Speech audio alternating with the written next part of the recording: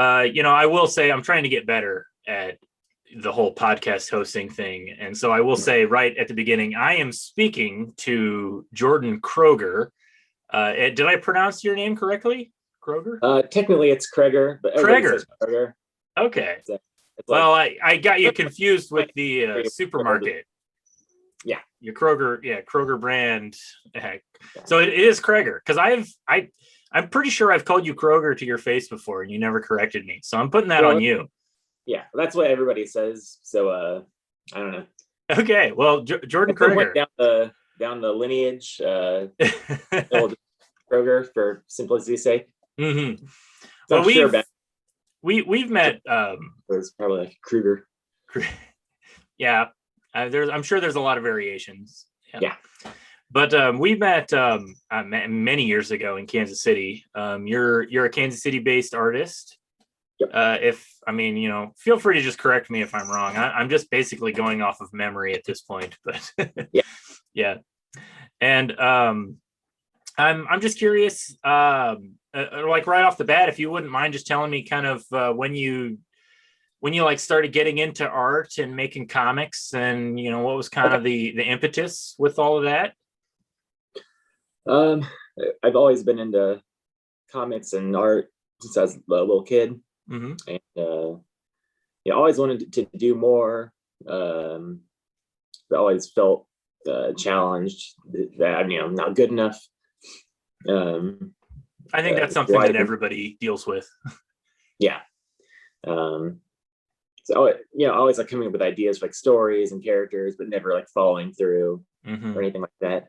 And then like, oh boy, I don't know, 10 years ago, I was kind of at a point where it's like not much else is going on in my life. It's like, oh, maybe I'll finally start doing some comics that'll give me something to do.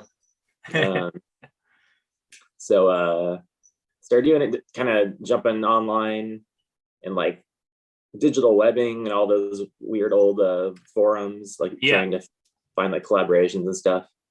Pencil Jack, were you ever on that one? Yeah, I know that name. I've definitely been on there at some point. I kind of did that thing for years of like trying to find like projects with people and doing pages, and then I never hear from them again. And then which you'll see a history of that as we keep going. But just working on like a couple pages of something, nothing ever really becomes of it or whatever. Yeah. But did that. Then I actually did like do a couple web comics with this guy Tony McVeigh. Okay. He lives in Ireland, I believe. Okay. Yeah.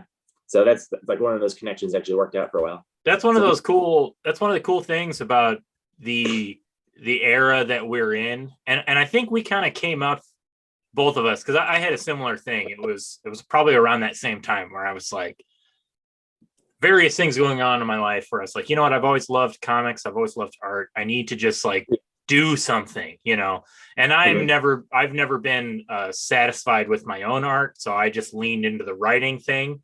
And I was like, there's probably a lot of great artists out there who don't want to waste their time trying to write a script. So I can do that for them, and, but yeah, that's the incredible thing about the internet, is that you're just being able to connect with like-minded people all over the world. And I'm not saying anything that anybody hasn't been saying since like the 1980s, about how great the internet is. But I think it really did come to like a fruition in a way, kind of in that late 2000s, early 2010s, where it was a big boom, a big online internet explosion of kind of people connecting all over the place and doing stuff. Because like my first, it's just sort of like strange, my journey. Like I live outside of St. Louis, and you're in Kansas City. And there's a community of creators, indie comic book creators in St. Louis, and there's some professionals that are in the area. Like I know Matt Kent lives in St. Louis, and Colin Bunn, Chris Samney. There's guys, but I never really personally met anybody or connected with anybody, but like my first experience of making comics was with people from all over the globe. Just a lot of my connections were made. My regular collaborator, Chris McJunkin, he lives in South Carolina. I got into the Kansas City crew because the colorist that I first hooked up with was Sarah Rude McCune, and she lives in Kansas City. And that's kind of, cool. I was like, wow, you're kind of close to me, like in Kansas City. Yeah. And so that's how I kind of got in and met all the Kansas City people, was by going out there and visiting with her, and because of us working together. But it's just interesting that like your first like webcomic thing was some guy in Ireland. Yeah. We did this kind of, it's called Better Angels. It's still out there somewhere. If you find it, you can see my terrible art. I remember I went to like Best. I was like, okay, I'm gonna start doing comics like for real. I went to Best Buy and got like a really old tablet, like a Wacom or Wacom. However it's pronounced. Yeah, Bamboo. I think the name was it, and like the screen you write on was like like this big. Yeah. And like you had to look at the screen and like match what you're doing on there. It's pretty horrible. Yeah. But so we did that for a while, and then I kind of flaked out of that one.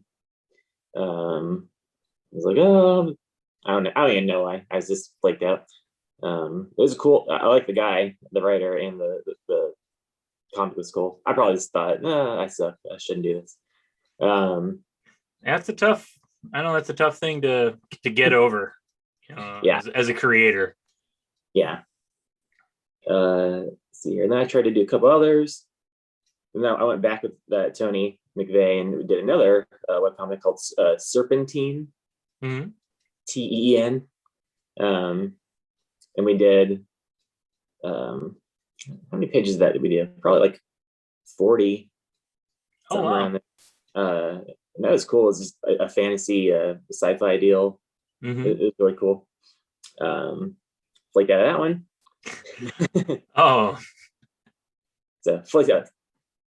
Kind of snubbed the same guy twice. Oh, and he keeps coming back. You know what? I as a writer, I have a lot of sympathy for him, but I can't say that I haven't done the same.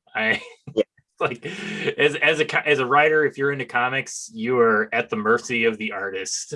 It's just the way it is. Yeah, and at the same time, I was like trying to work on other projects with other people. And Do you mind me asking? The stuff you were doing, was it just like a hobby collaboration? Like there was no, was he paying a page rate or anything like that? Oh, but there's no money in any of the stuff I did. So, I mean, I understand. That's why, just a little pro tip for anybody who's listening: try it whenever you can. Pay artists. You're still going to run into people that will flake out on you, but it will happen less often. Like it's just totally.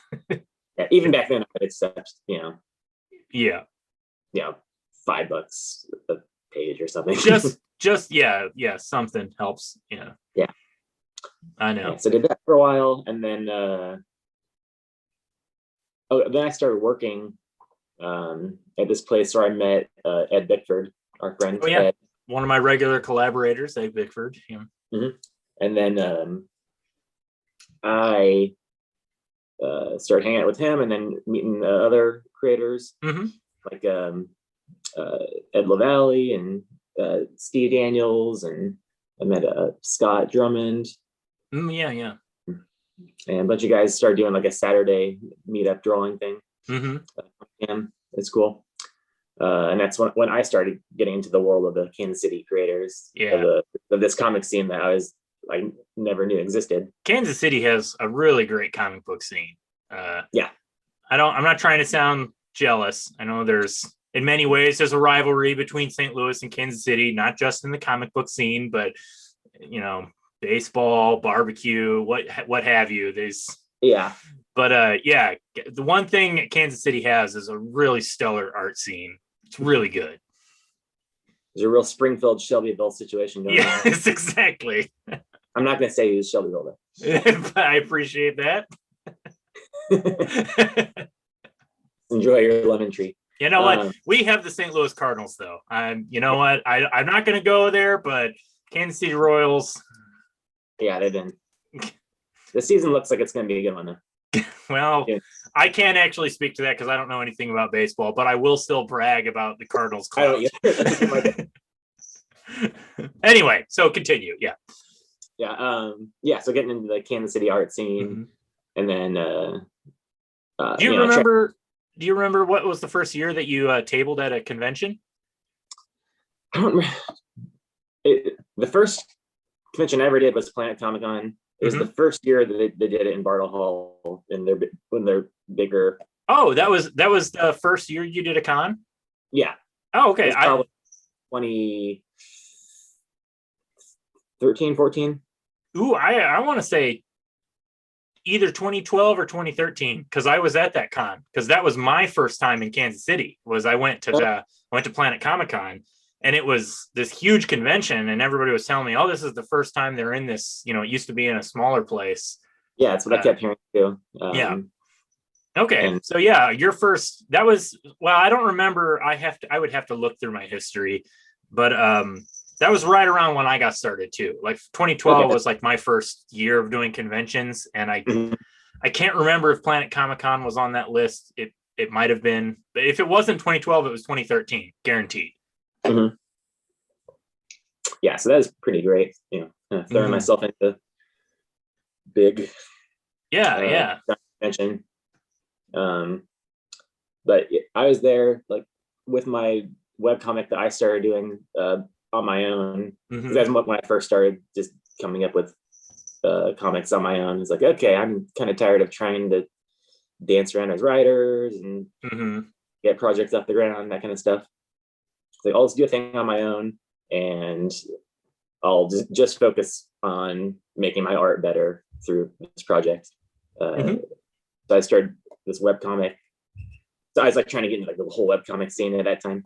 Yeah, there was a big. I mean, the webcomic scene is still huge, but it was different back then. You know, there was But I remember being super into Space Mullet, Daniel Warren Johnson. Yes. And then I've just been watching his rise. And he's done quite well for himself off of the past that 10 years or whatever. It's pretty awesome seeing him do that. He's awesome. But I did this comic called Wolf and Man, set in like prehistoric times, like before any kind of like civilization.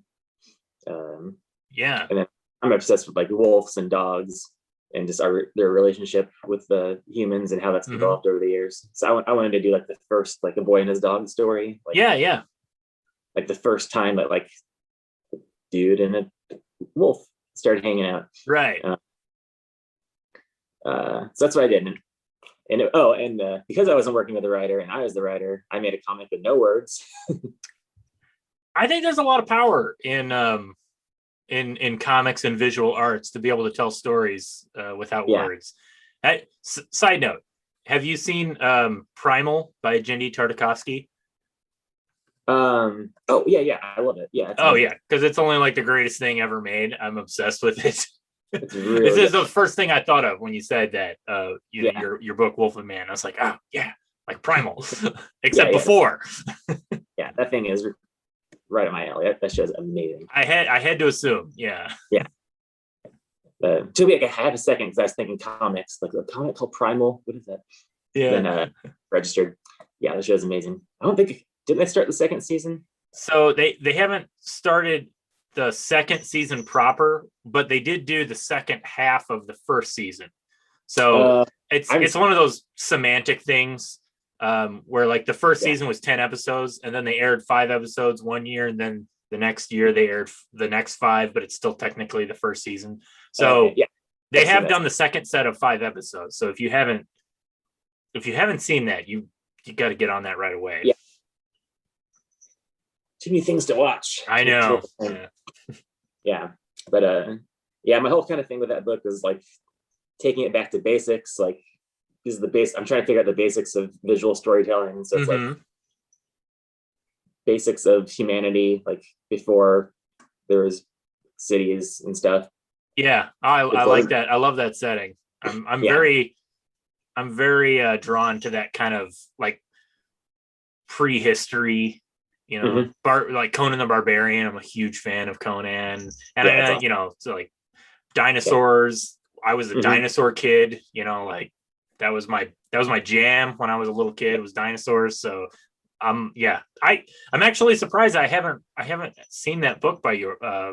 If you ever had it at a convention, I must not have noticed it, and I never got a copy, I don't think. Yeah. I did a Kickstarter for that. That was like the first okay. I ever did. So get my webcomic, printed up it into a big book. How'd that go? Like 130 pages. It was good. Yeah, I need to go back and look at the stats and stuff, see how many people actually backed it, and what the goal actually was. Well, we'll be talking about Kickstarters. We'll be talking about Kickstarters a little bit in this episode, but we don't have to talk about it just now. Yeah, we'll get to it though. That's a good idea.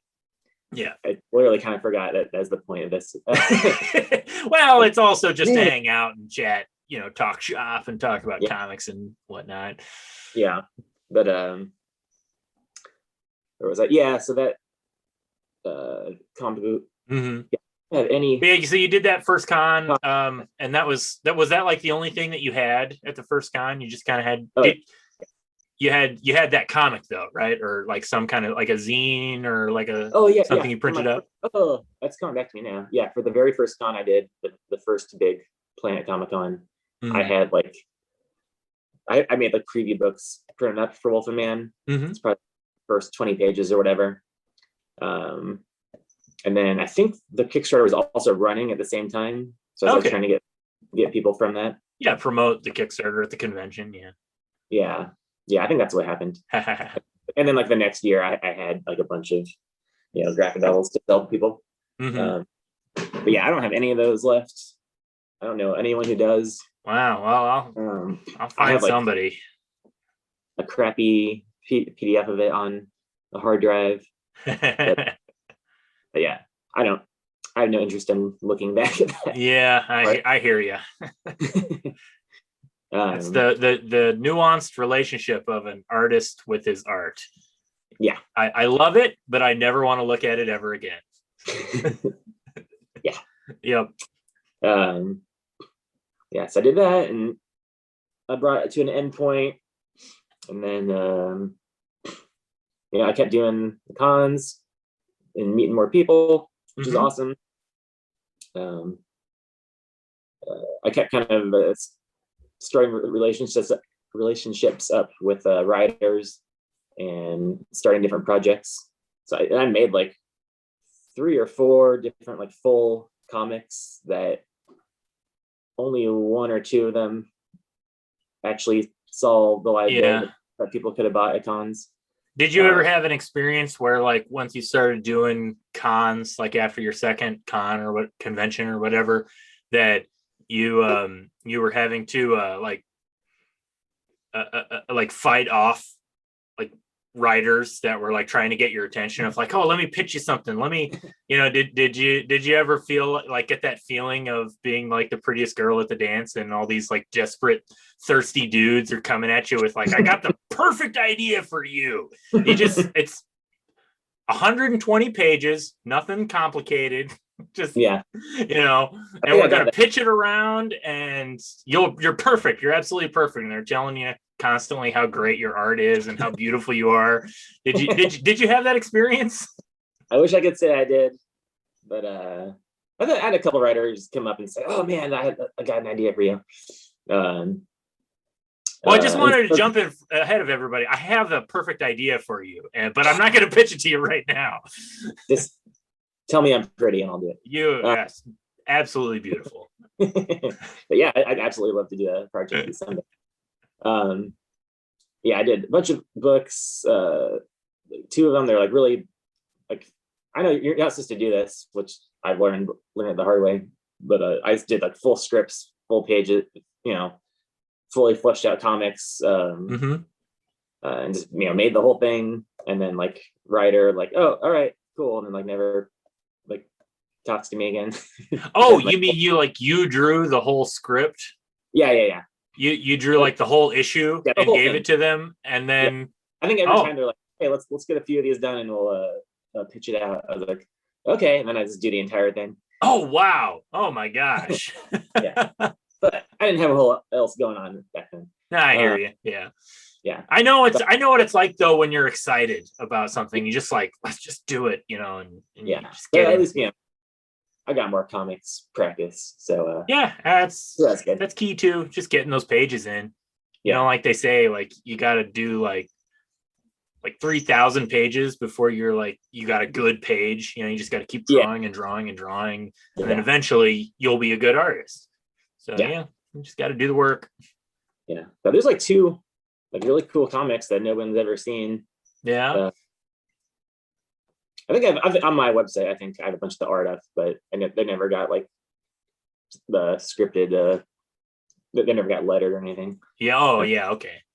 So you look at some of the art on my website though, if they're still up. I can't remember. What's that? What's that website? Oh, this is my name.com. Jordan Kroeger. Jordan Kroeger or Kroeger.com. I'll put the link in the description for the YouTube video. People will be able to find it. Yeah. Oh, wait, actually, it's JordanKroegerComics.com. It's an important distinction. Yeah, I had the other one for graphic design stuff. Cool. Let's see here. Yeah, so like you started doing conventions like 2012, 2013-ish around there, and you're talking about like early webcomic stuff.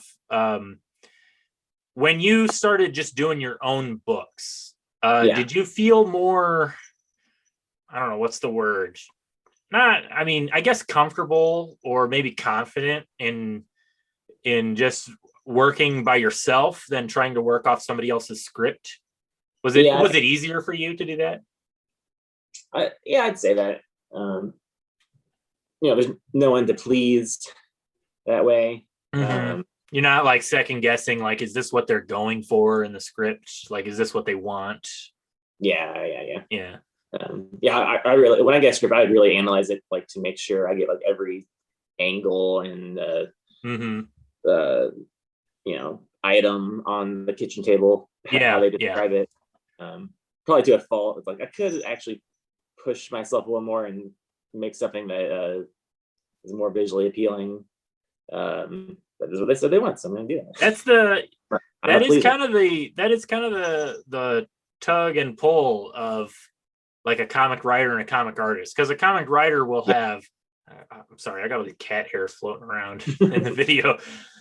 A comic writer will have like an idea of like, here's what's going on in the story, but they should be thinking about it visually, but they're not always thinking about it visually. And I can speak from at least my personal experience as a comic book writer. There's a lot of times where I'm like, I can sort of think of it visually, like how it's going to work, but I'm just going to put all these ideas on the page, on the script, and the artist will figure out how to make it look interesting. Yeah. And what that means sometimes is the artist will come back to me and be like, I didn't really like this. I can't figure out how to make it work. Why don't we just do it like this? And I'm like, go for it. If it looks good, and if you're comfortable, if that's what you want to do, I'm okay. Now, there have been occasionally times where I fight and I'm like, no. This is really integral to the story. So we got to figure this out and we'll hash it out. But yeah, I think there is a lot of, at least like when I work with an artist, I really try to not be too much of a tyrannical director for the movie that is the comic book, and just let the artist handle the visuals and just try to give them an idea of like, here's what we're going for. Here's what, the flow of the action or the drama is like what we want. And I think a lot of writers need to trust the artist instinct, because, they're the artist. Sorry. Yeah. This is Domino. Say hi to Domino. Hey, Domino. Yeah. Okay. She's a lot like Cat Hank. Really? Yeah. Hank, come here. We're going to have a cat showdown. Yeah. Oh my gosh. Yeah. Look at this. Wow. They are like twins. Fluffy black kitty. Fluffy.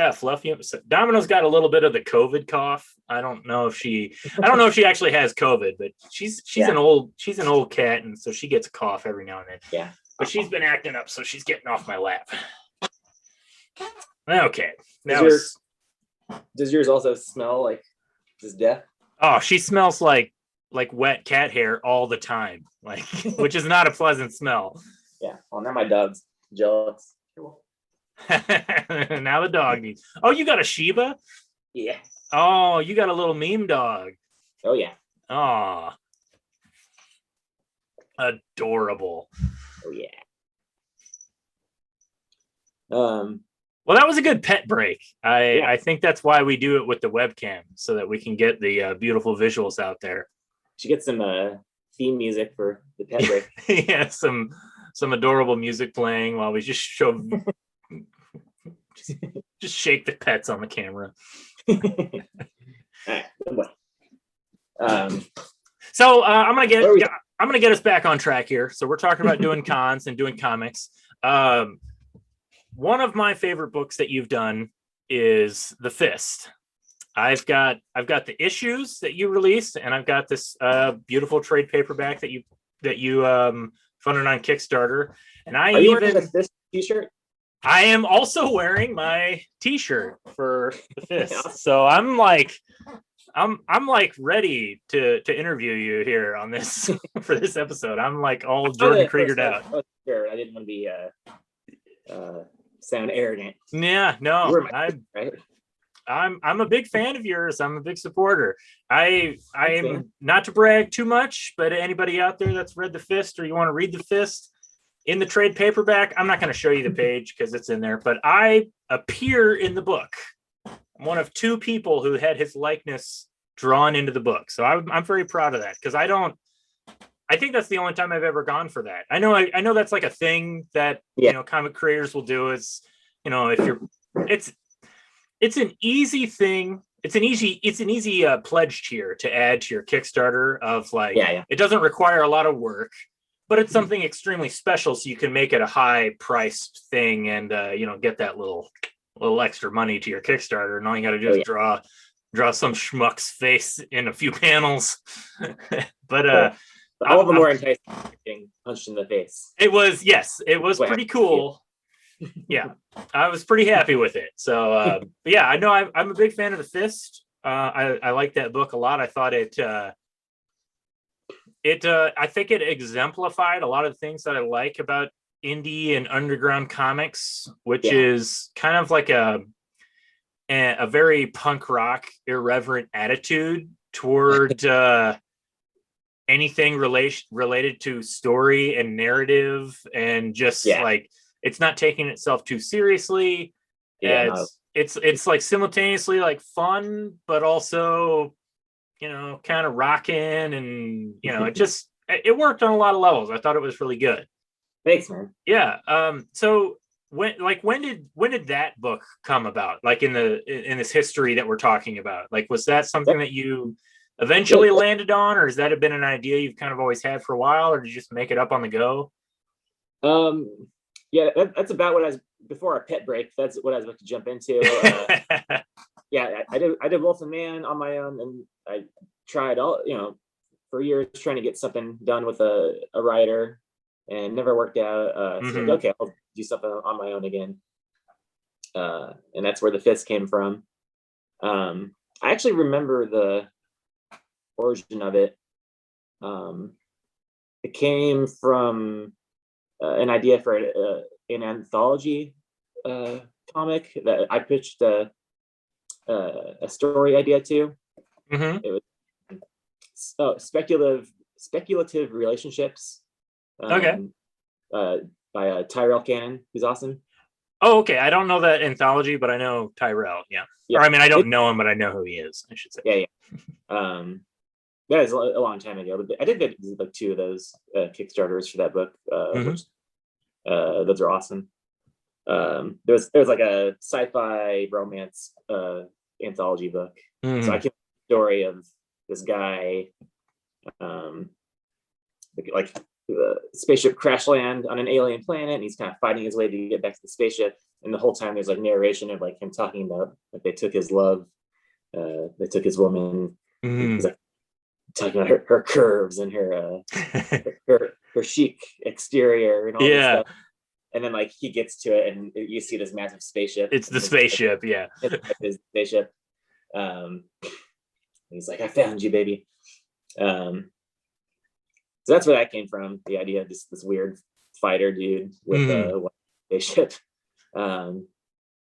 So, and then, but that didn't work out for the anthology, but then I still was playing around with the idea, and the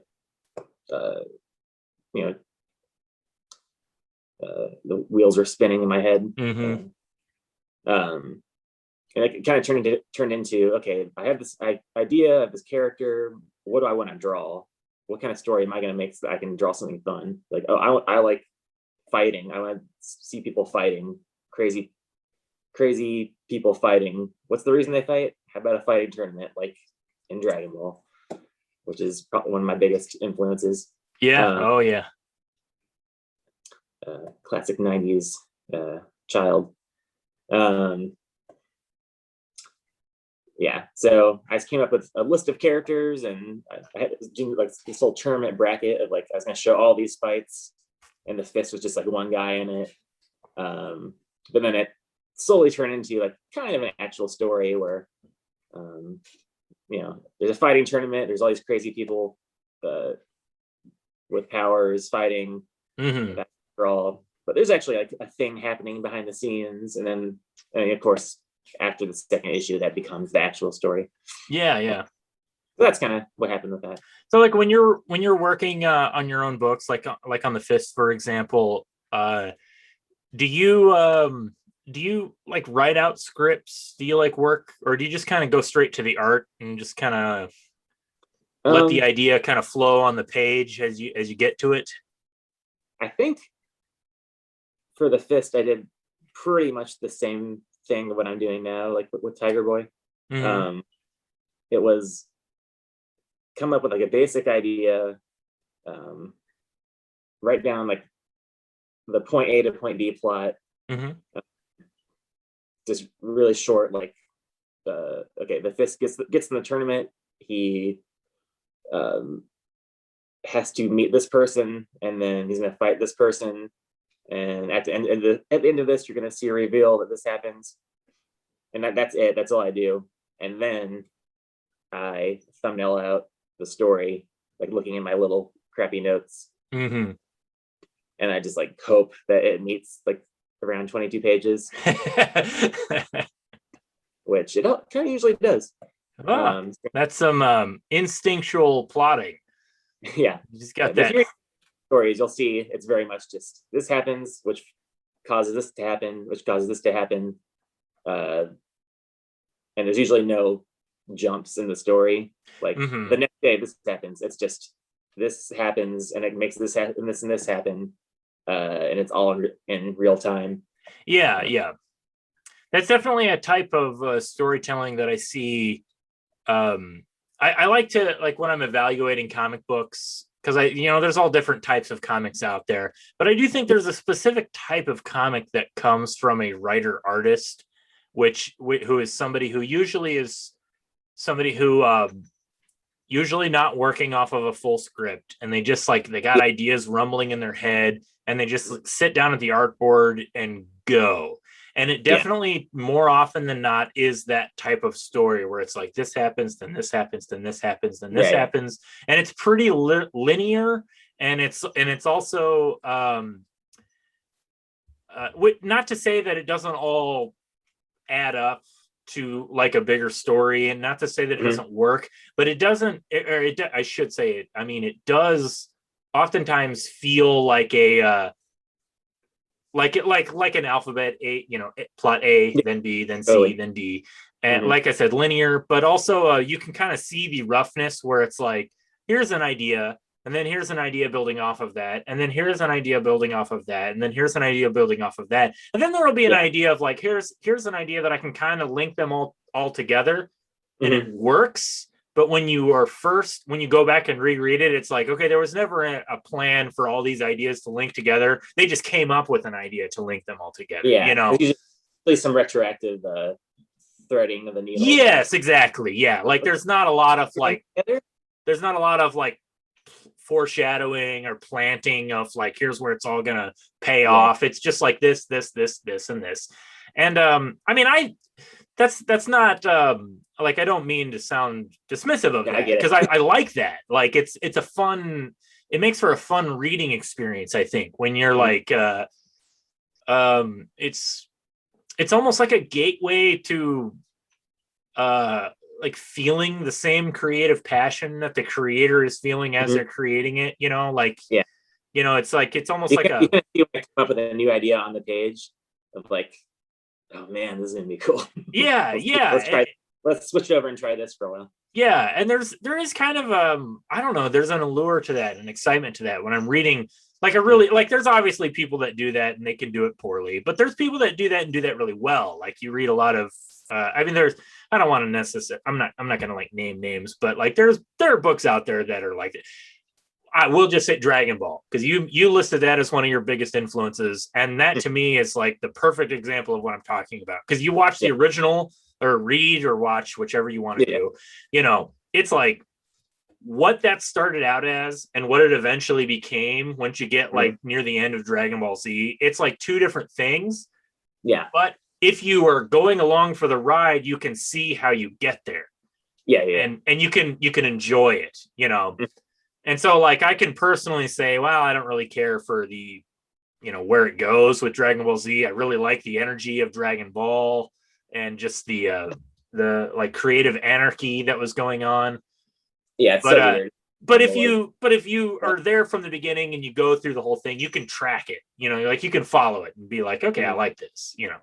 So I definitely got that I get that from a lot of your work, and I mean, I just, again, like I say, I think that's something that comes from a lot of writer artists, because they're not necessarily overthinking the story aspect, and it's more of like a creatively pure product. Like, it's just like being just in the center of like a creative explosion in a way, whereas I think a lot of writers, yeah, exactly. I think a lot of writers, certainly I feel this way about myself, it's really easy to get a little over analytical of like, well, I'm the writer, so this has to mean something, and I gotta like trick people into thinking how clever I am, because I can put these little seeds in here and it's going to pay off way down here. And I think that I think it's just, I enjoy reading writer artist comics, because it just it's always like a unique it's just thing. you get a definitely a different feel from like reading something written by like Grant Morrison. And I love Grant Morrison, but like when you read a Grant Morrison book, you're reading a Grant Morrison book. You're not reading whichever artist that's drawing it. Have you checked out Ultra Mega, James Herron's? No, I haven't. Everything. Yeah, that's really good. That's another thing where it's just like, you can tell this is like the book he's kind of, it's like pure him. Yeah. He's been like waiting to make pretty much. Just giant robots and monsters and like all the things he loves. Right. No, that's cool. I will definitely check that out. Yeah. Awesome. Yeah. So for that method that I do, I create basic list of ideas, what's going to happen, thumbnail it out, and kind of figure it out as I go. I'll write in like some dialogue in the margins of my thumbnails as I'm going. And then I draw the pages, and then at the end I kind of like Marvel method myself. And fill in all the dialogue of like, okay, this is kind of what I wanted, but here's what, after I made this, here's stuff that really works better. Yeah. So that's kind of what I do. Yeah, no, I totally get that. I think the Marvel method that you just referenced is kind of the closest you can get as like a writer artist team to that type of energy. Yeah. And that's a really hard thing to get. I've worked that way with one artist. Really? On my book, The Emerald Stingray. Okay. The artist for the first 2.5 issues, Kevin Bant, he and I worked in like the Marvel method, where I gave him a plot outline, and I actually even gave him like a page breakdown of like, because I wanted to, we had to plot it out per issue, because I was trying to be like as mainstream friendly as I could. So it's like 22 pages per issue, And that lasted for about 2 issues, and then I just gave up.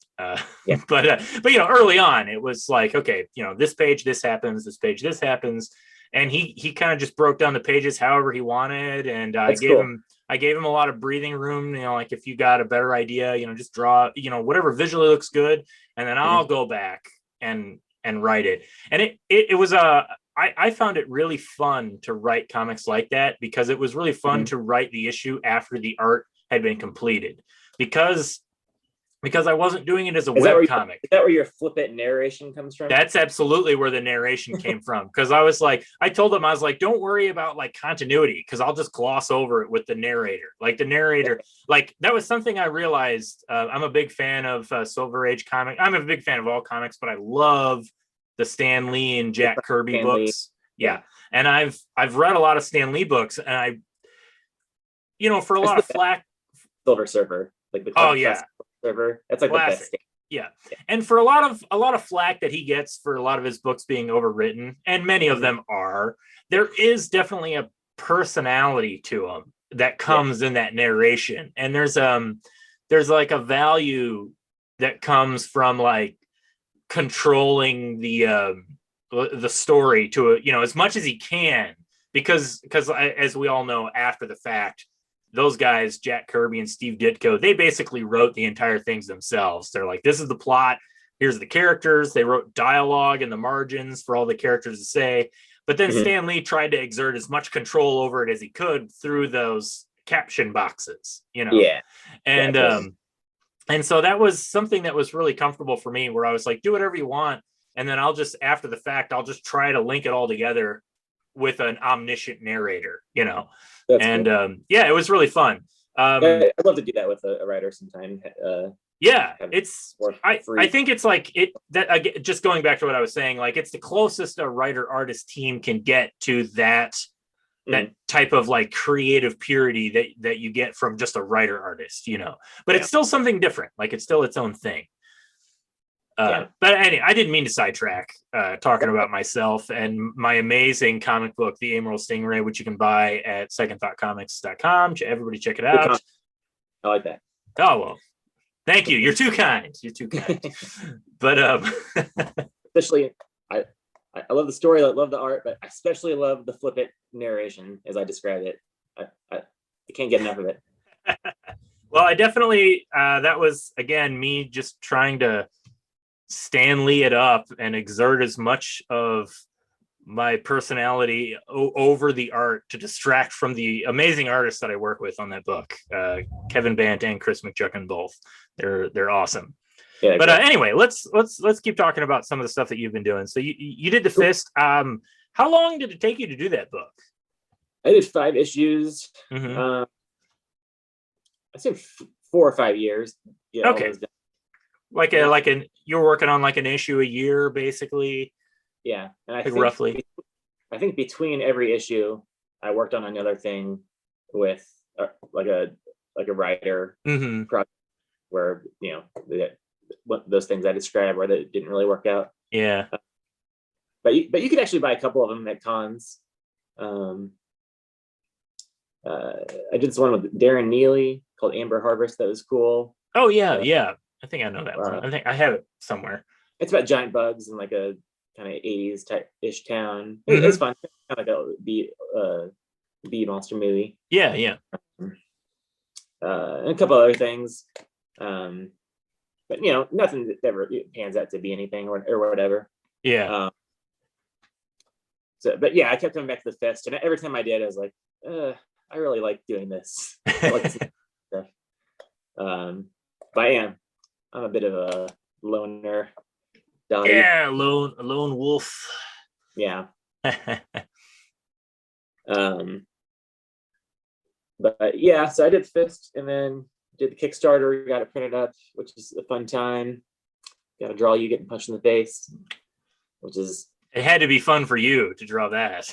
Highlight of my life. I have a very punchable face. I've been told on multiple occasions, in fact. Unrelated to the Kickstarter. You and Justin Colcord. Yes. If I'm saying his name correctly. Yeah, Justin. He's another cool dude. Yeah. He makes crazy cool cardboard sculptures and stuff. It's great. Yes. Then I was in another area after the Fist, where I was like, oh, I don't know what I want to do next. I probably didn't make anything for like 6 months or something. I also had 2 kids born in that time. You had, I'm sorry, how many kids? 2. 2 over the course of doing the Fist. Yeah. Well, congratulations 2 times. Thanks. Can't remember if I was married when I started the Fist or not. I think so. Yeah. Yeah, I was. Okay. Yeah, so I got married and had 2 kids in the time of doing the Fist. So that's cool. Right on. So kind of a different person at the tail end of that. More tired person. Trying to figure out what I'm going to do. Mm-hmm. But but then having kids, kind of sparked up more of the old imagination. I also had I got an iPad. Oh, you can edit out like these I say a lot. Don't. Yeah, I'll figure it out, but don't worry about it. You're not the only person who does that. Yeah. Okay. This is probably, honestly, this is probably the longest I've ever talked in my entire life. I'm not even like talking like that much. Yeah. Before we jump into Tiger Boy, which I know we're gonna talk about that quite a bit. Can I ask? Do you have a day job, or do you just get to work on art all the time? Oh no, I wish. Yeah, right. Yeah. I'm a graphic designer, but I work for a manufacturer. Oh, okay. No, that's great. I'm always fascinated by artists and how they are able to make it work, and there's a lot of guys and gals, there's a lot of people out there that get really frustrated with this idea of like, I want to be a professional artist and how do I make that happen?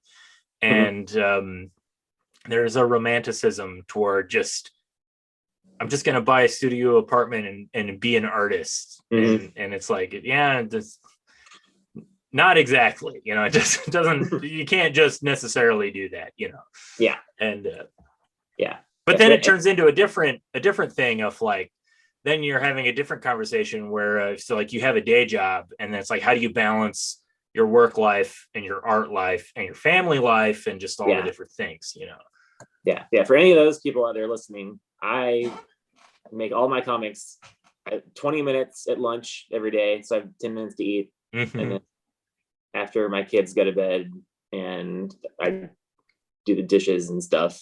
Yeah. I have like an hour to work on art. Well, I was curious. Talk to my wife like slightly. Wives do like to be talked to every now and then. Yeah, it's true. I don't get it. I don't know, but it is interesting. It's one of those things that like some people are really awkward talking about, but I like talking about it because I'm always interested in seeing how prolific people can be.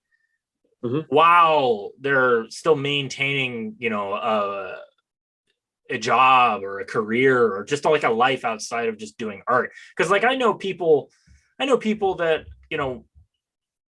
are more in line with like being a full-time artist that don't have day jobs, but they haven't made as many comics as you. Like they just don't. And yeah, there's a variety of reasons for that, but I'm just always impressed at the drive that comes from people that can just like put pen to paper and just make it happen, regardless of what's going on in their life. Yeah, if you really want to do it, you can do it. I think it really helped me was switching over to drawing digitally.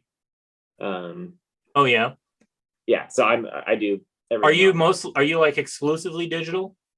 Yeah, comics wise, yeah, I'm 100% digital. I do everything on the iPad. Oh, okay. Yeah, I wasn't aware of that. Yeah. Is it like the Fist? Is that mostly digital? No, the Fist is 100. The Fist is like super inky mess of a comic.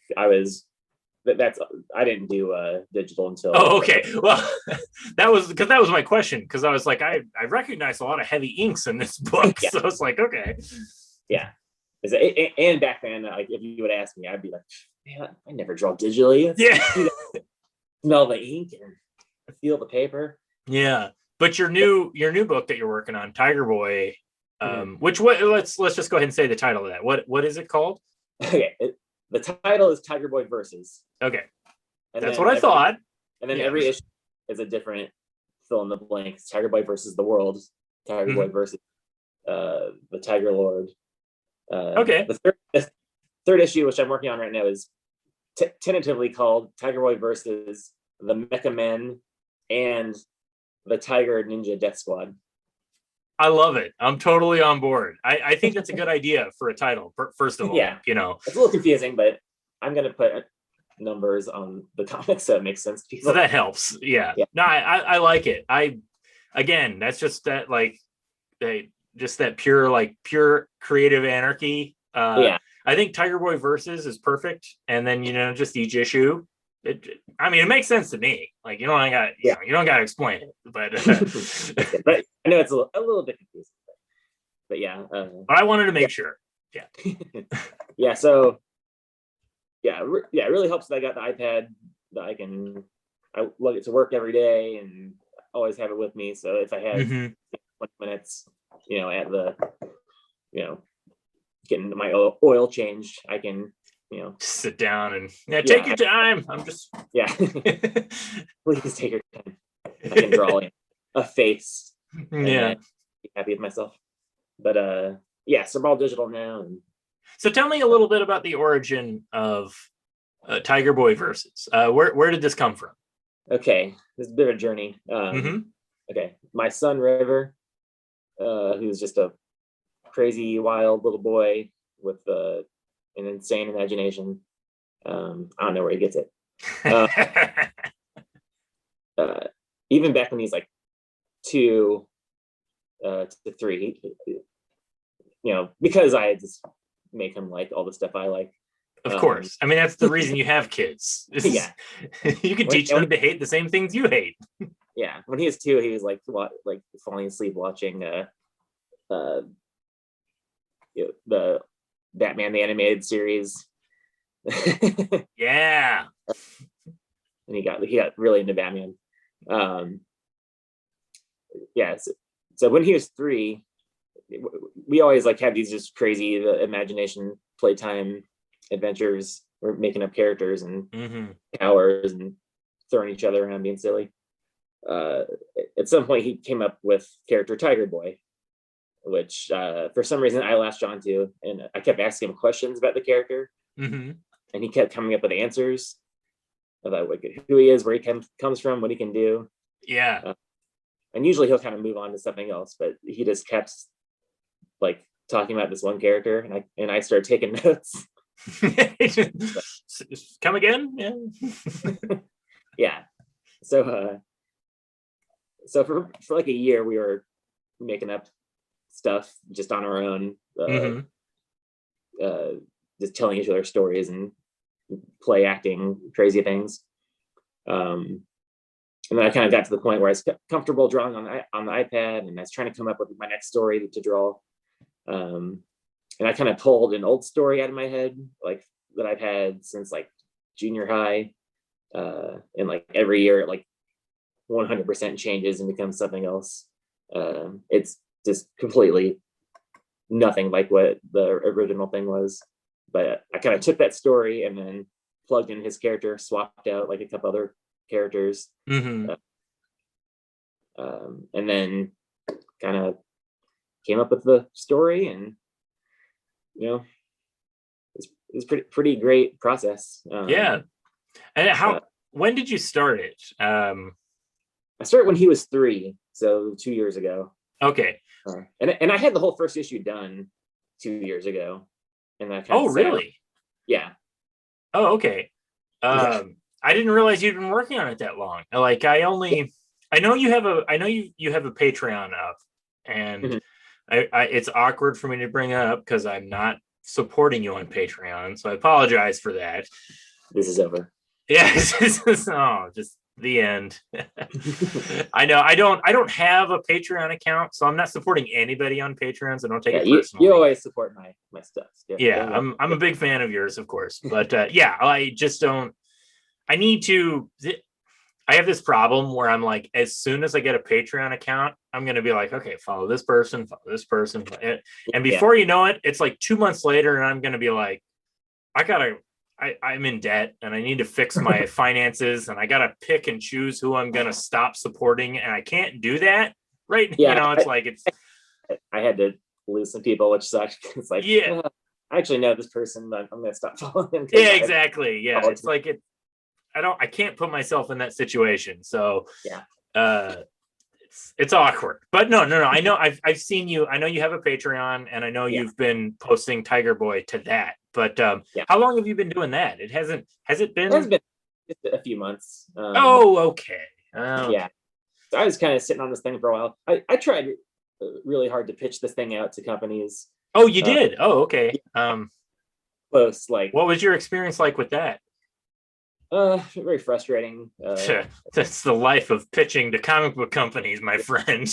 Yeah, it's better just to just make it and put it out there. I think so too. Yeah, but I figured I might as well try. Maybe, I'm just curious.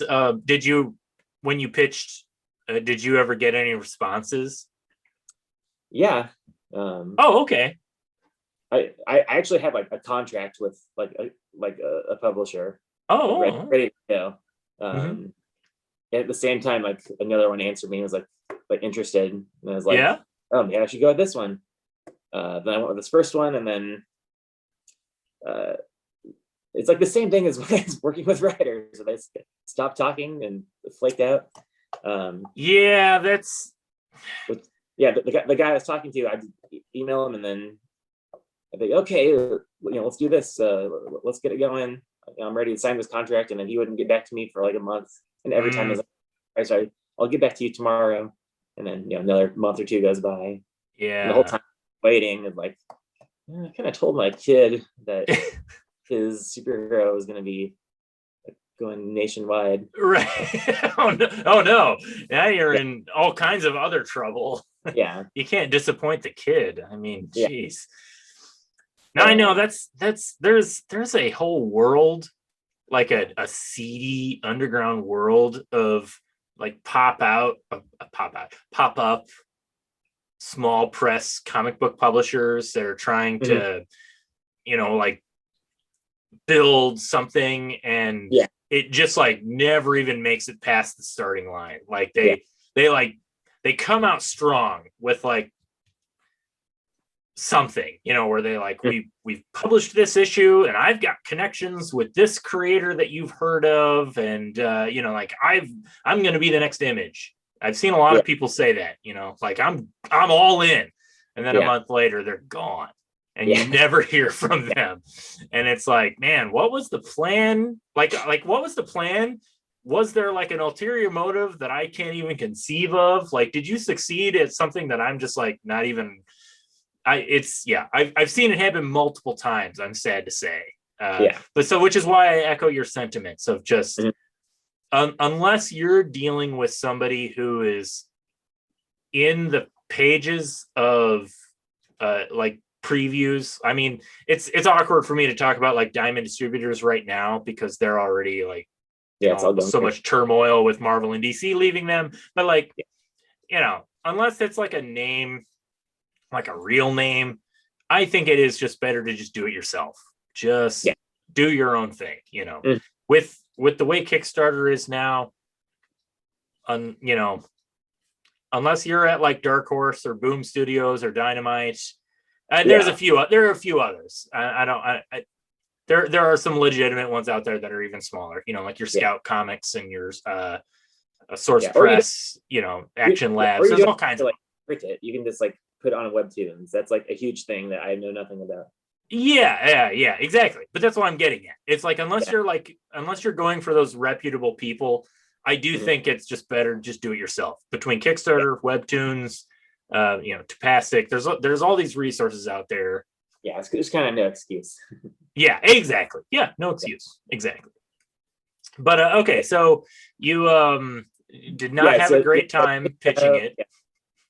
Kind of waited on a bunch of people, and then I was like, oh, okay, this is probably not going to happen. I'm just going to make this thing on my own.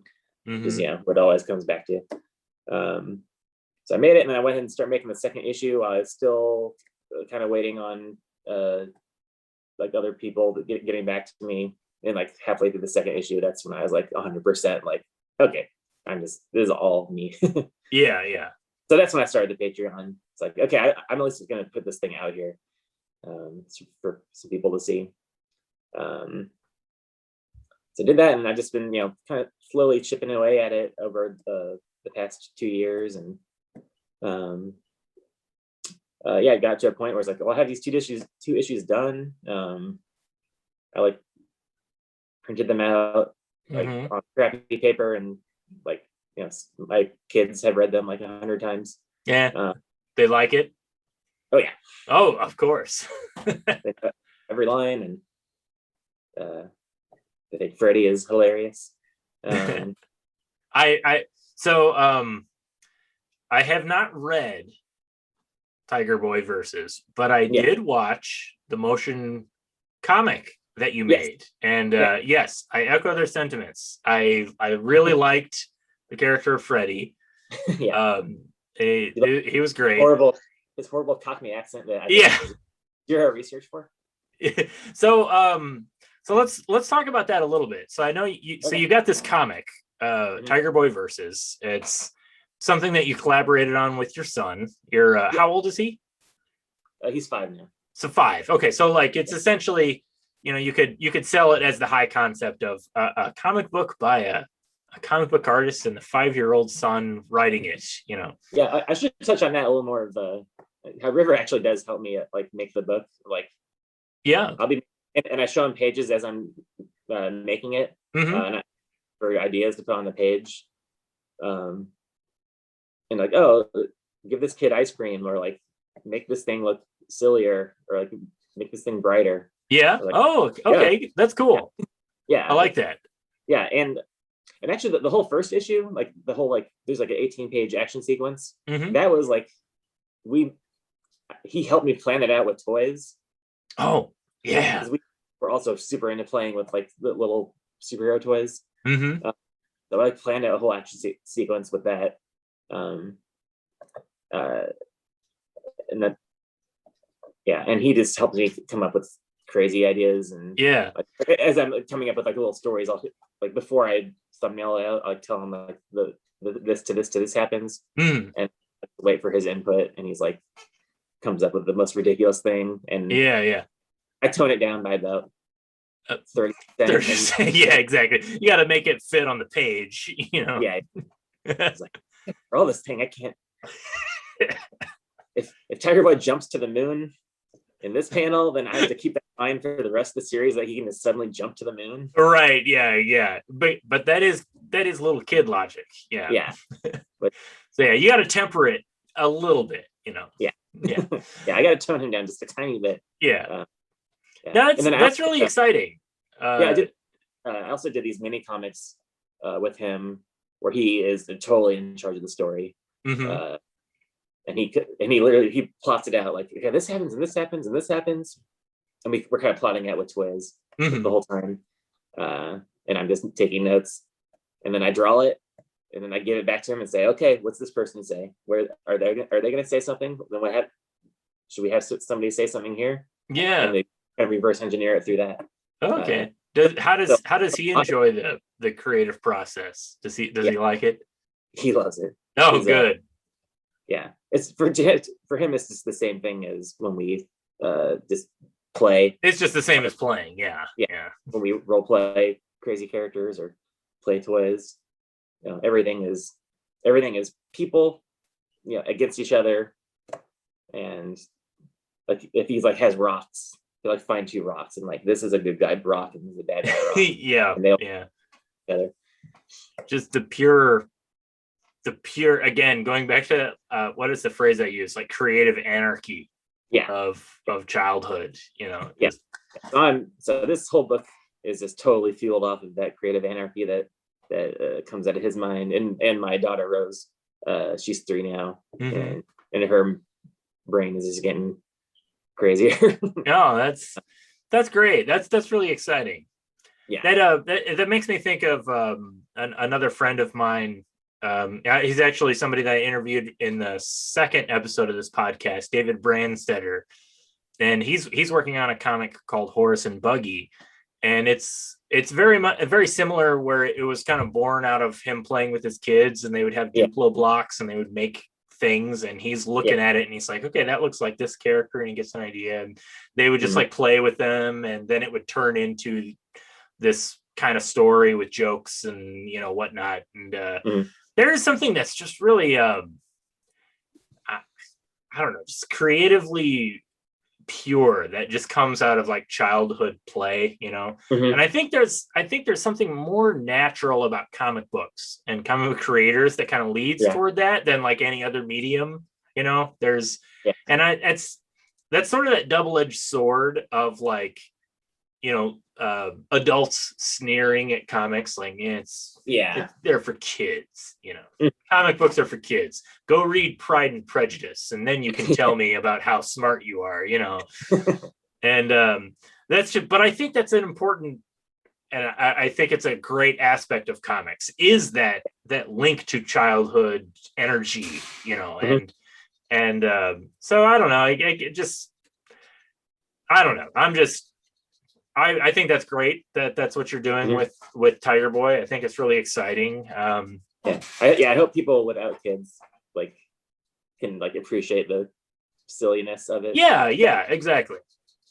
Like my whole life for like permission to be as silly as I am when we're making Tiger Boy. Like you can see it creeping up in the fist of some silliness, but the Tiger Boy gets to whole other levels. It does, from what I've seen. And so speaking of that, let's talk a little bit about the motion comic that you made. So as I understand it, it's on YouTube right now. I'll put a link in the description so people can check out the video. Is that essentially the first issue of the comic? Yeah, it's 100% the entire first issue, and gives away the comic. Okay. But that's why I'm doing 2 comics for the Kickstarter. Smart. And it's a different experience. You're not visually seeing the whole page. I'm forcing the pace of the comic on you and stuff. So it's a different thing. It's a widescreen and standard format. Sure. I'm somebody who I never really got all in on motion comics. Like, I don't know if you remember, like several years ago, there was kind of this push for like motion comics are like gonna be the new thing. I don't know. Do you remember?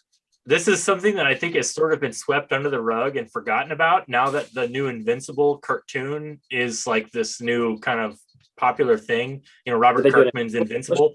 They did a motion comic several years ago, and I remember them advertising it, and they had like a voice acting cast, and it was all they took the original Ryan Otley art and what's his name, Corey.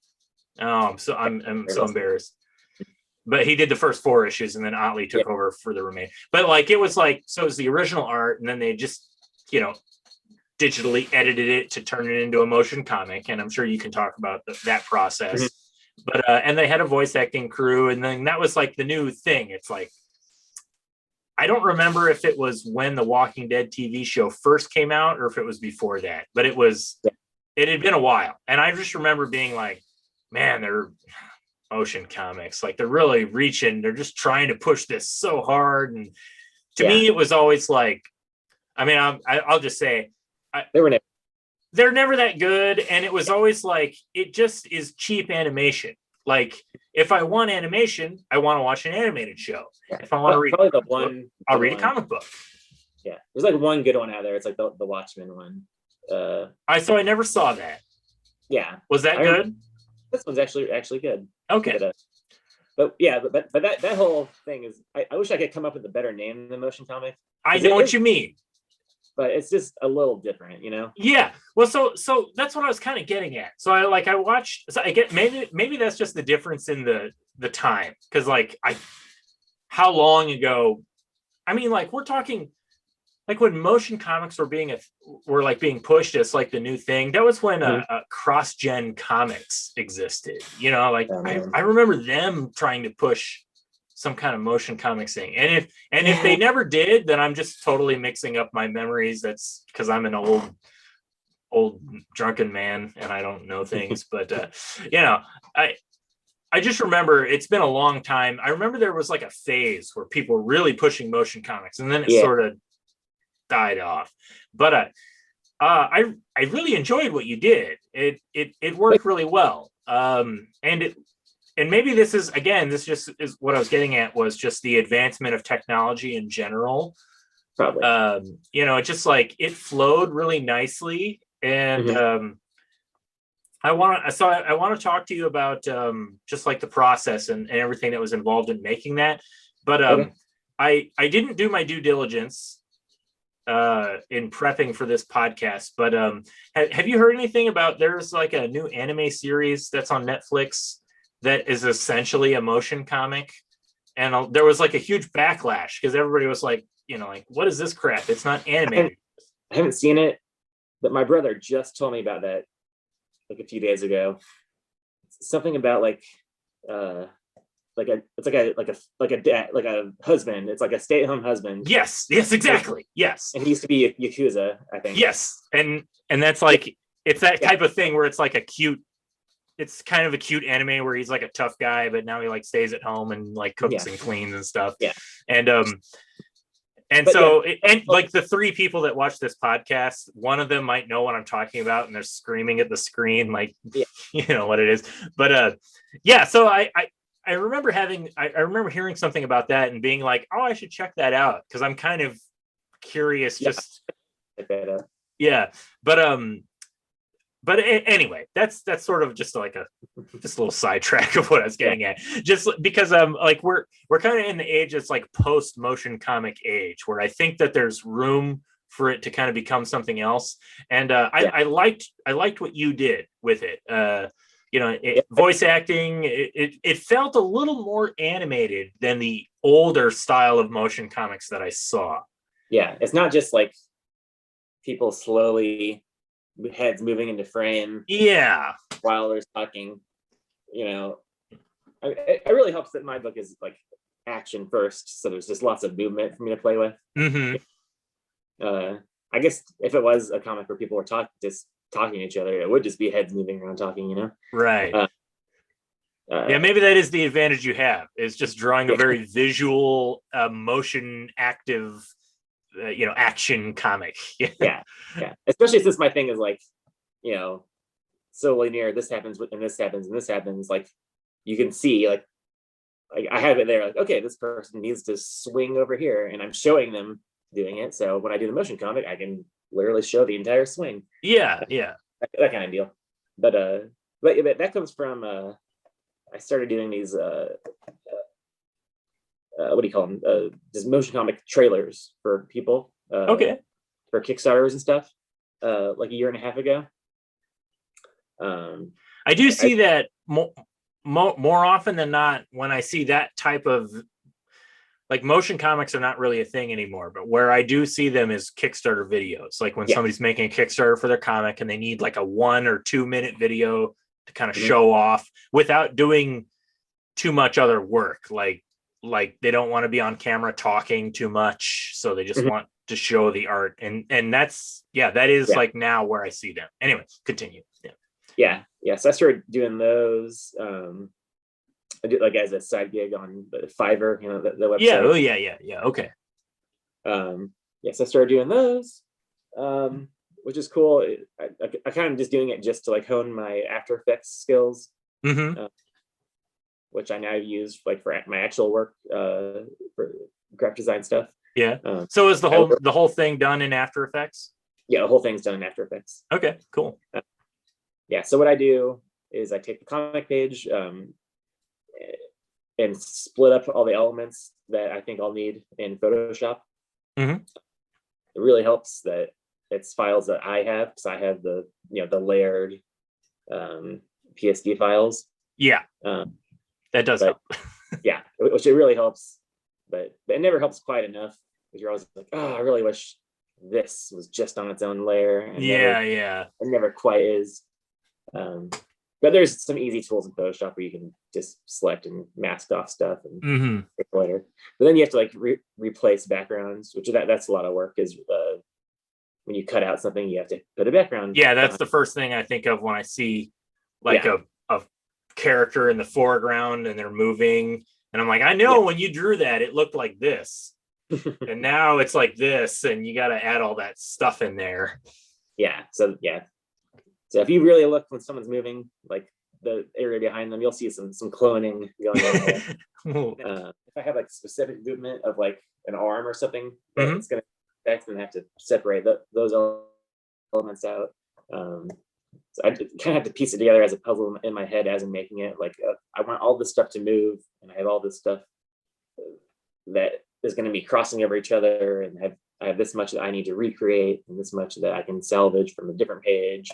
A whole kind of puzzle that goes into it. Although I will say that now that I want to do this more, I'm like drawing with that in mind. I'm gonna finish the background behind this character because I know I can use that later. That's true. Yeah, it's like if you're working digitally, you can just be like, draw the full background, and then on another layer, draw the character over top it. Yeah, everything's the background layer and foreground layer. Yeah. But it can get a lot more complicated than that. Sure, but I get what you're saying. Yeah. So I animate that stuff, and I have a library. What's that word? Library.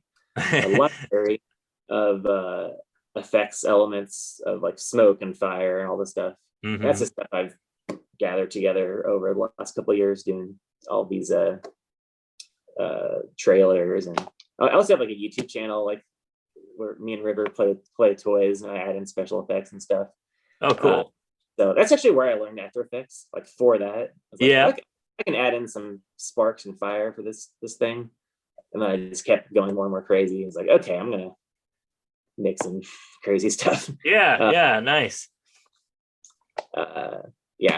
So animate everything in After Effects and layers, add in special effects elements. I keep learning more and more little tricks I can do to make stuff look cooler, like displacement layers. So working on the motion comic, I think it was, I don't remember. Do you remember how long it was? Like 10 minutes, I think. It's like 11 with the theme song. Yeah, that's right. Was that more work converting the comic book to the motion comic than actually making the comic? I don't know. It's probably pretty close. Like pretty equal. It took a lot of time. I'm sure it did. Yeah. But I kind of not perfected, but I figured out my workflow as I was going through that whole. That's the longest thing I've ever animated.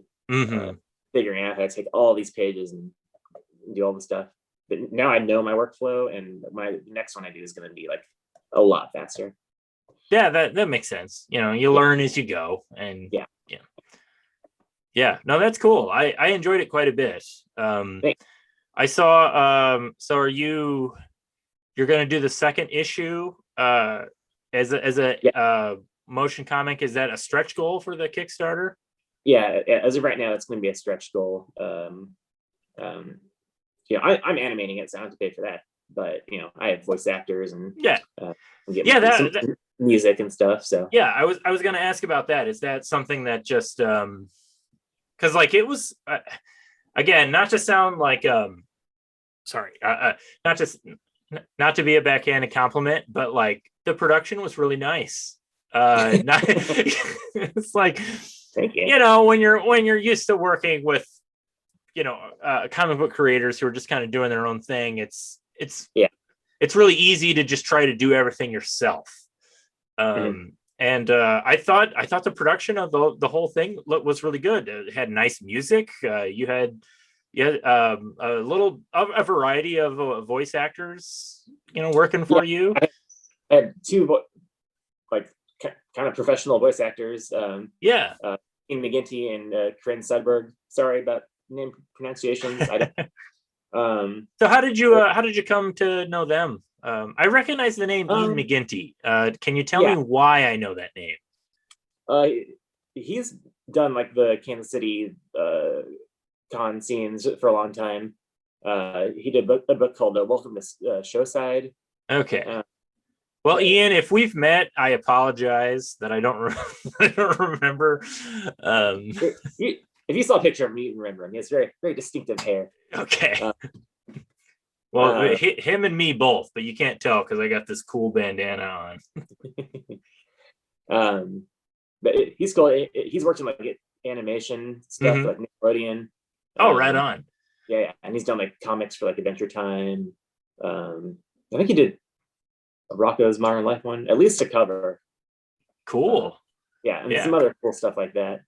And he actually made like a Welcome to Showside animated pilot for his own comic. So I kind of was reaching out to him throughout the whole process. Like, hey, you gonna help me out? Cause I know you did this thing. So yeah, and he did voice acting for his cartoons. So it's like, oh, you can do voice acting for this one too. And then he hooked me up with another voice actor. And then I fill in a couple voices. You did the Tiger Lord. Say again. I saw you. I did see the credits. I know your name was in the credits. You did the Tiger Lord character at the end. Yeah. And it sounded cool.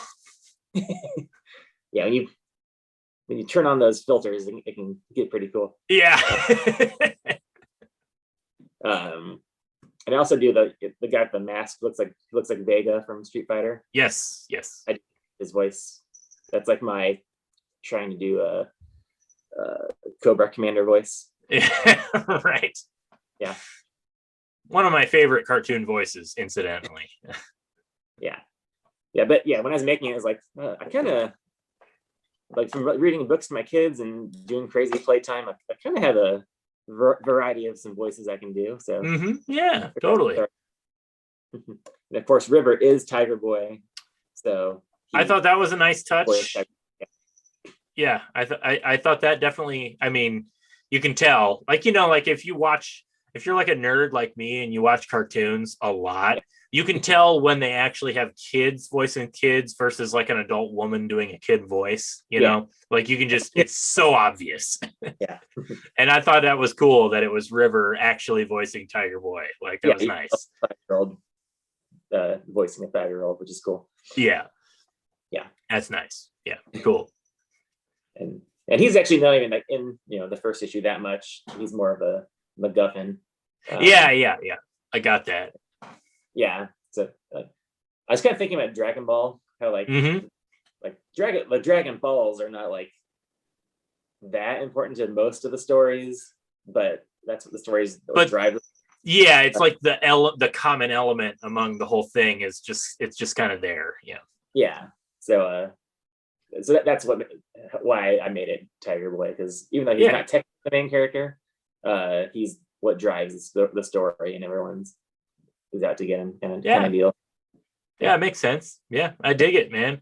So is this something that you could foresee doing indefinitely? Like, could you just tell like Tiger Boy stories for the rest of your life if given the option? Yeah, totally. Especially just playing around with River, coming up with different ideas. As long as he wants to do it. I was gonna say, what I want you to do it just so that we can get into those like awkward teenage years where it's suddenly not cool for him anymore, and you there's like a meta story to the story of him. Yeah, I went through my phase where comics weren't cool. You'll notice in the first issue I draw him like quite a bit smaller because he was 3 when I started that. And I actually had to go back and change dialogue from 3 to 5. But yeah, in the second issue, I'm drawing him quite a bit bigger. He's a little bit. He's aged a couple of years. Yeah, instantly. The first issue, the second issue, like they literally do the next one. But yeah, I already have a plan in my head. Like, okay, I need a time jump after the next. Yeah, because he's just gonna keep getting older. Yeah. He's gonna correct me like like, well, like when I say we're reading through the first issue and like it gets to the line where he says he's 3, he's like, well, I'm not 3, I'm 5, because in his mind he is Tiger Boy, you know. Right. Yeah. So I'm gonna have to do some time jumps at some point. You got to catch up to that reality. Yeah. Yeah, but I'd love to keep coming back to this thing. Yeah. Even if I work on other stuff, I want to come back to this. Oh, that's cool. So you've got the Kickstarter up right now. Yes. It's only been up for a few days, right? Yeah. I started on Wednesday. Yeah, started on Wednesday. We're recording this on Friday. This episode is going to go up on Monday. So, cool. Who knows? By then, this Kickstarter might be completely funded. Got a few days. Maybe it's 60% funded right now, which is cool. I think the motion comic helped drive a couple people. I think so. Yeah. That is always, the plan. Yeah, I mean, yeah, that's why you do that. Yeah. Yeah. So, we're going to wrap this up pretty quick here. We've been going for a little while, and I want to be mindful of our time. But we'll end on a few questions relating to the Kickstarter. One question I have is just with this last year and a half, this crazy nonsense that's been going on. How have you been productive in that time? Like you telling me that you had started this 2 years ago. Have you just been able to? I don't want to say has it helped you, but have you been able to just sit down and keep working? Has it affected you in any way? I'm of course referring to the famous 2020 pandemic, just for anybody that might be living under a rock on Mars. Yeah. Any Dr. Manhattans out there? Yeah. But he's omniscient, so never mind. So he would already know what I'm talking about. It's funny. My life barely changed. I never got to work from home. I never got sent home. That's a common thing I've heard from a lot of people. Either they kept going to their job like normal, or they were already basically shut-ins. So, Yeah, so that, and then, come home and take care of kids like I would normally do. Mm-hmm. Just add an extra layer of anxiety and stress on top of all that. And that was my, last year and a half. So, it's been rough, but I guess we've been doing going out doing less things. So I probably have been working on art a little bit more. So I did the whole second issue of Tiger Boy versus in that time. Mm-hmm. Got the Patreon going, figured out Kickstarter, taught myself more After Effects stuff, and did a whole motion comic. So pretty productive. Well, that's good. So you've got the first 2 issues of Tiger Boy finished for this Kickstarter, right? Yeah. So are you working on issue 3 already, or are you just kind of are you able to draw while running a Kickstarter, or is running the Kickstarter just drawing all your focus, all your attention? No, I'm able to do some drawing. I have most of the stuff ready to go, so I don't really have to do a whole lot for the Kickstarter other than just make sure I post things. I don't know, this interview is nice. That's another way to get people to look at my book. After that, I have ideas. Yeah, that's what I'm here for. If nothing else, it's just a reason to post something online and be like, hey, I did this thing. Now go support my Kickstarter. Yeah. But I was kind of waiting for the story to hit me. And then one night I, wrote it. That's, I have to have time in my very limited schedule to actually write these things out, which, I write the notes of stuff that happened on the notes app on my phone, and then I drew it out. But I'm 3 pages in right now of the 3rd issue. Oh, okay. Art, 3 pages drawn, or 3 pages script? Yeah, it's all scripted out and thumbnailed. I'm working on pages now. Oh, okay, cool. I also have this huge animation project coming in. It's going to eat up 5-6 months of my time, but I'm going to make sure I squeeze in Tiger Boy pages. Nice. I don't know how I'm going to do it, but I'm going to do it. Well, that's good. I'm glad you're keeping busy. Are you looking forward to the return of comic book conventions? Kind of. Yeah. It's been long enough. Yeah, I'm not gonna be first in line to be in these big crowded rooms of sweaty nerds. Yeah. But I'm gonna step back and see how they go, and then I'll ease back in. Yeah. I only one or two I only do Planet Comic Con really, and then I might squeeze in a couple smaller shows. Yeah, you've never like traveled for a convention. You've always pretty much. Oh, okay, you just kept it local. Yeah, because mainly at first, like money or whatever. I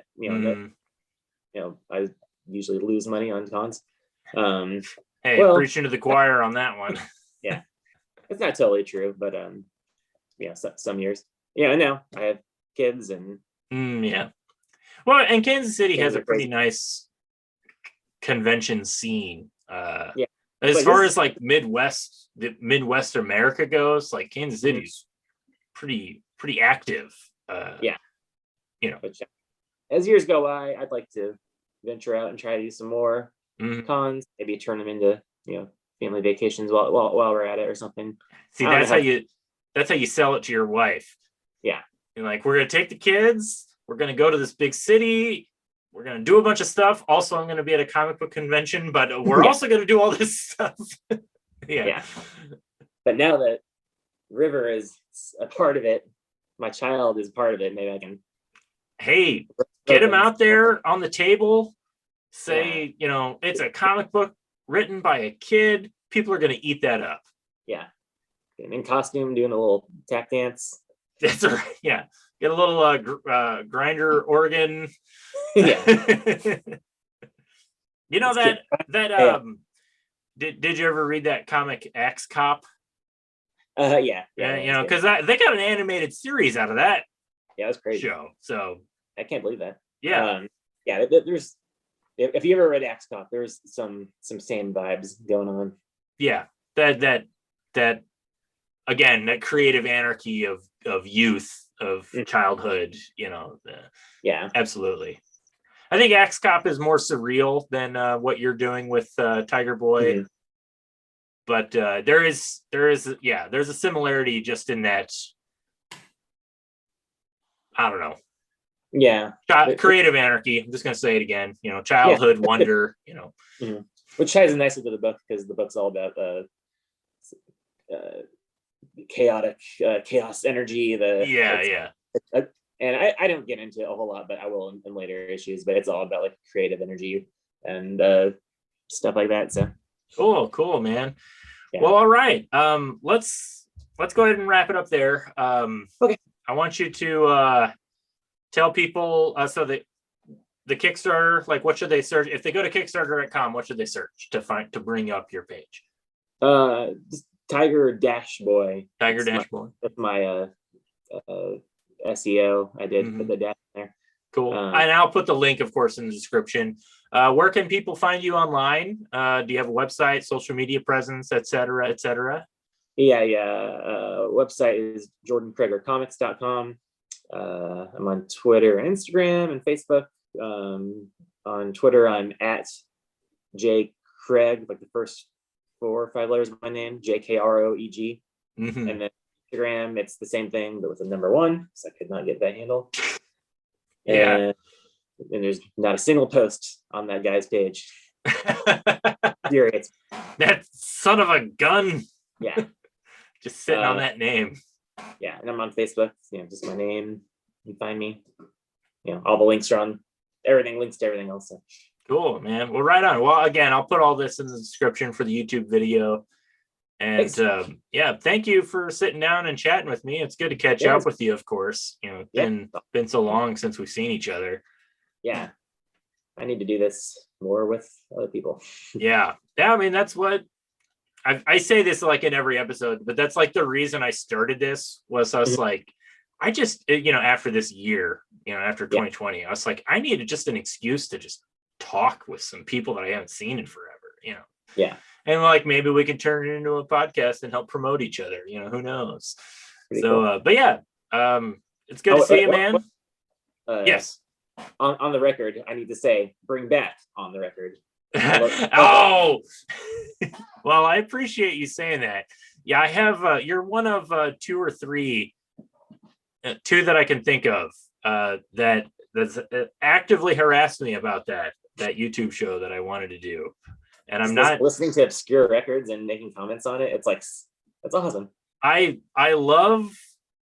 still do that. I listen to obscure records. I have like 30 or 40 records I've gotten since doing that show. It's just, it was so time consuming, and YouTube's algorithms like are really not friendly toward music and like what we were trying to do. So I want to figure out a way to make that happen again in some capacity, because I've got some doozies. I got some good stuff. But I appreciate you saying that. That's great. That's some good stuff. Yeah.